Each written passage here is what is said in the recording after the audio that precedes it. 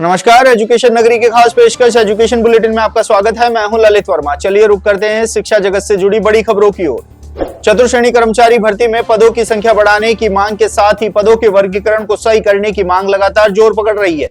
राजस्थान बेरोजगार यूनियन की ओर से पदों में वृद्धि की मांग को लेकर 31 दिसंबर को जयपुर में मुख्यमंत्री के नाम रक्त से पत्र लिखा जाएगा। वहीं अब यूनियन की ओर से पदों के वर्गीकरण को भी सही करने की मांग उठाई जाएगी।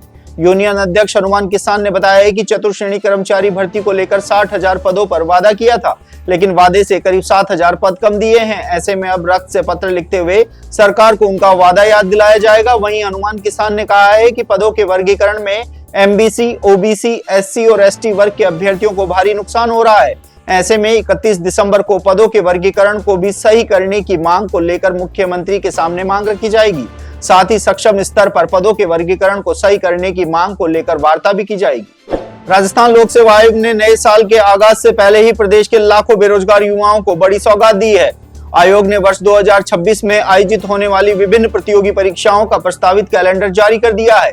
आयोग द्वारा जारी कार्यक्रमानुसार वर्ष 2026 की परीक्षाओं की शुरुआत 11 जनवरी को डिप्टी कमांडेंट परीक्षा 2025 के साथ होगी।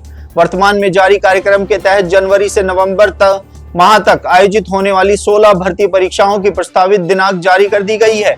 इसके अतिरिक्त अप्रैल से दिसंबर माह तक कुल 5 तिथियों को आयोग द्वारा आयोजित की जाने वाली अन्य भर्ती परीक्षाओं के लिए आरक्षित करा गया है। प्रतियोगी परीक्षाओं में पारदर्शिता और आधुनिकता लाने के उद्देश्य से आयोग कई परीक्षाएं कंप्यूटर आधारित टेस्ट के माध्यम से आयोजित करेगा।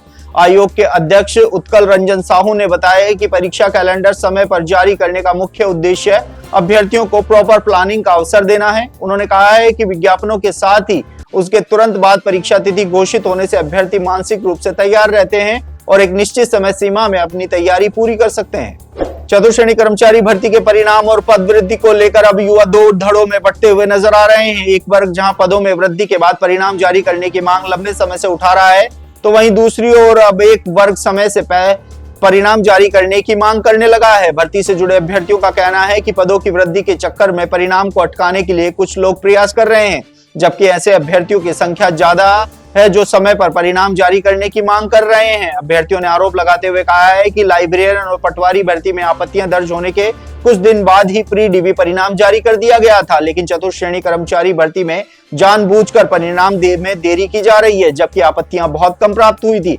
ऐसे में अभ्यर्थियों ने मांग की है कि भर्ती का परिणाम जल्द से जल्द जारी किया जाए। हालांकि बोर्ड अध्यक्ष ने चतुर्श्रेणी भर्ती के परिणाम की संभावित तिथि 15 जनवरी दी हुई है। राजस्थान लोक सेवा आयोग की स्कूल लेक्चरर भर्ती सहित विभिन्न भर्ती परीक्षाओं में न्यूनतम अंकों की अनिवार्यता हासिल नहीं करने का मामला लगातार तूल पकड़ रहा है। 40% न्यूनतम अंकों की अनिवार्यता अर्जित नहीं होने से भर्तियों में पद खाली रह रहे हैं, जिसके बाद से ही अभ्यर्थियों द्वारा पेपर के स्तर को लेकर आयोग पर सवाल उठाए जा रहे हैं। तो वहीं अब युवाओं के आरोपों का जवाब देते हुए आरपीएससी चेयरमैन यूआर साहू का कहना है कि अभ्यर्थी ब्रीफ नोट्स व प्रतियोगी बुक से ही भर्ती परीक्षाएं क्वालिफाई करना चाहते हैं, जो अब संभव नहीं है। अब परीक्षाएं पास करने के लिए मूल किताबों की ओर अभ्यर्थियों को लौटना होगा। साथ ही साहू ने कहा है कि जो अभ्यर्थी 36 और 40% तक अंक परीक्षा में नहीं ला पा रहे हैं, उनसे क्या उम्मीद की जा सकती है। इसके साथ ही साहू ने साफ संकेत दिए हैं कि न्यूनतम अंकों की अनिवार्यता लागू रहेगी। चिकित्सा विभाग की नर्सिंग ऑफिसर, फार्मासिस्ट और अन्य सभी भर्तियों को लिखित परीक्षा से करवाने के लिए करवाए जा रहे 1965 नियम संशोधन को लेकर all India medical student association United के अध्यक्ष भरत बेनीवाल ने चिकित्सा मंत्री गजेंद्र सिंह खींवसर से मुलाकात कर जल्द नियम संशोधन को पूर्ण करवाने की बात रखी।